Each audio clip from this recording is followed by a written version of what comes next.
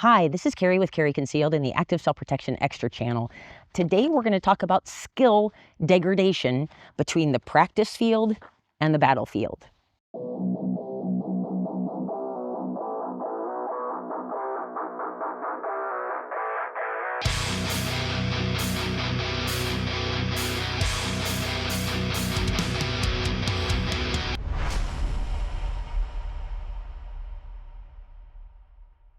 Welcome back.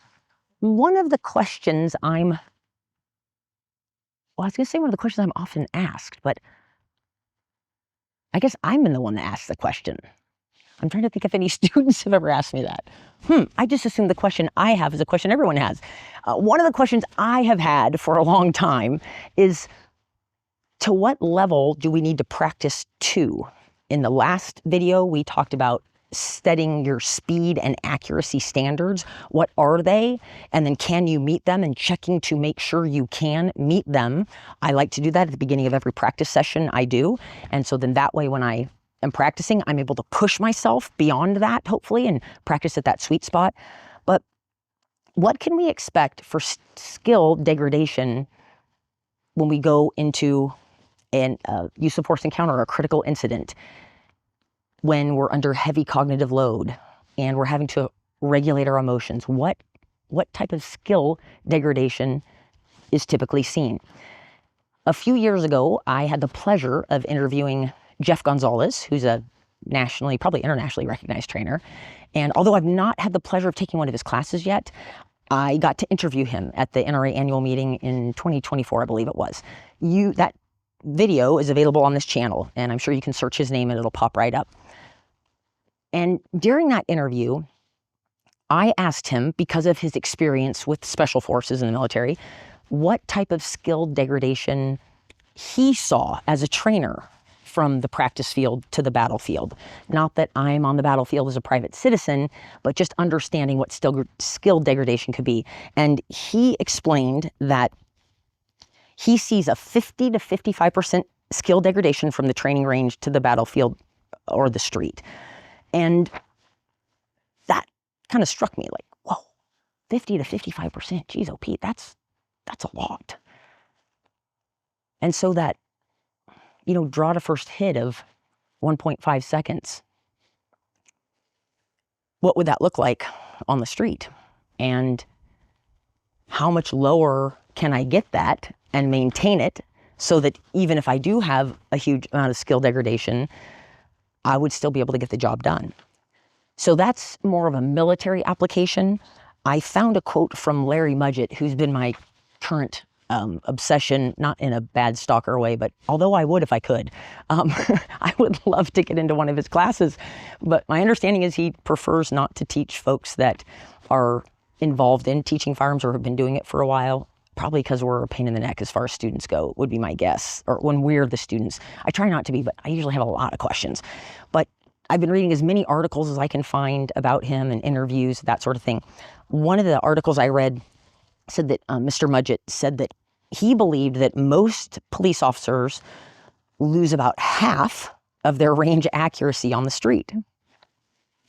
Well, that's what Mr. Jeff said as well, Mr. Jeff Gonzalez.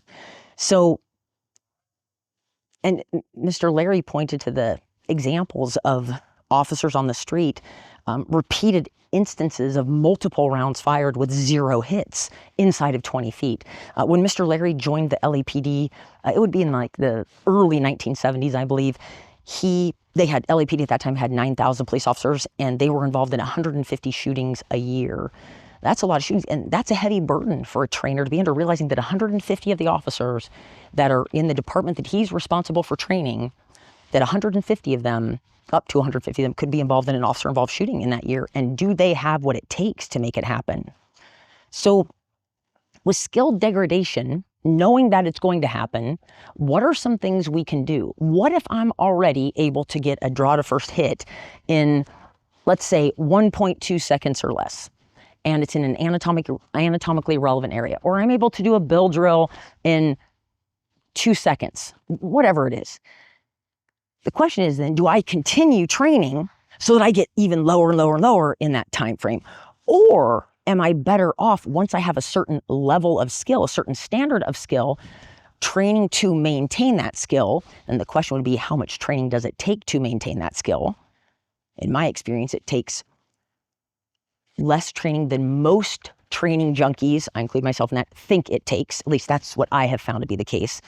I'm not talking about our learners that come and take maybe one class in their lifetime. I'm not talking about that, but I'm just talking about training junkies like myself that want to train. Typically, it doesn't take that much in my experience to maintain a skill once I have it.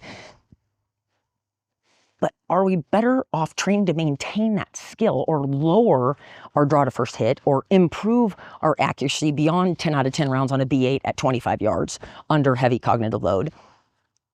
Or are there other skills would be better served working on? And through the classes that we've had through Force Science Institute, we did the advanced, or Force Science, it's not Institute now, Force Science.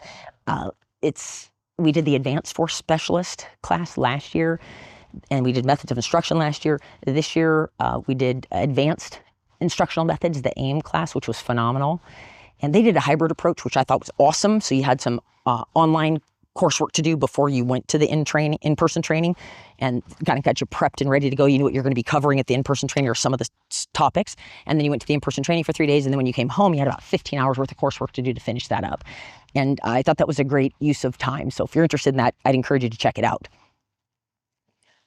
I began to realize that I think one of the best things I can help my learners work on, once they have that standard, they're able to meet that speed and accuracy standard on the reg time after time when they go to the range, I want them to work on emotional regulation.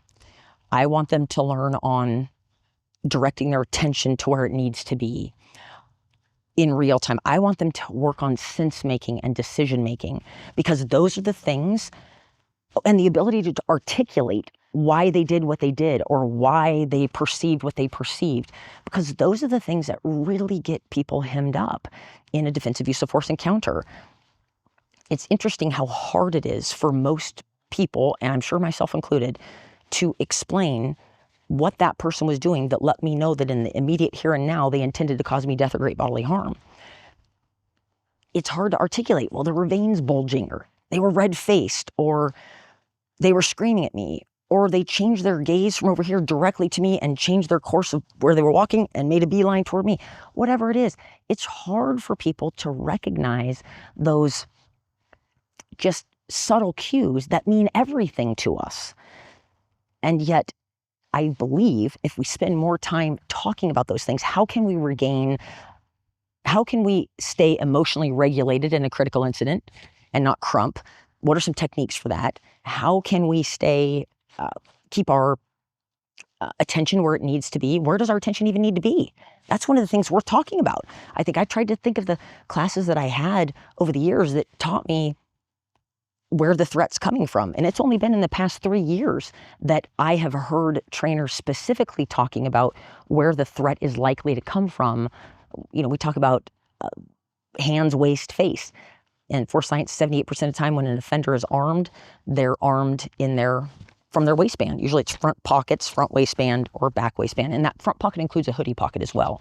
So where's the threat going to come from? From the waist, probably, most likely. And if you can see their hands, that's a clue. Watching the waist, if the hands move to the waist, that lets me know. And there's all kinds of ways to train those things. But I guess that's the question. Knowing that skill degradation happens, both Mr. Mudgett from his time on LAPD and Jeff Gonzalez from his time on the battlefield feel that it's about a 50% degradation. Does that mean I need to decrease the amount of time it takes me to get my draw to first hit? I would say yes, if your draw to first hit is above 2.5 seconds. Or above 2 seconds, really. And if your accuracy standard, if you're not able to get 8 out of 10 on a B8 at 25 yards, yes, I want my students to be working on that, but I want them to have a plan for working on it, not just slinging lead downrange. I want them to have an actual plan, because Larry Mudgett talks about that not having a plan and too much live fire without a plan can cause you problems in the future. It leads to something Chuck Pressburg calls the flinchies, which is something we'll talk about in another video. So anyway, once we develop competence, we continue to train to build a surplus of skill so that when skill degradation happens under pressure, I can still get the job done. I'm not going to be able to get much more of a surplus. Somebody that has a draw to first hit of, 1 second or less is not going to be able to work up any more surplus of skill than that. That's it. But what can they work on, and what would be worth working on for, and I'm talking about a defensive use of force encounter. I'm not talking about just practice at the range and competition shooting. That's a whole different ball of wax. I'm just talking about defensive use of the firearm. So hope that's food for thought. Love to know what you think in the comments, and I look forward to seeing you next week.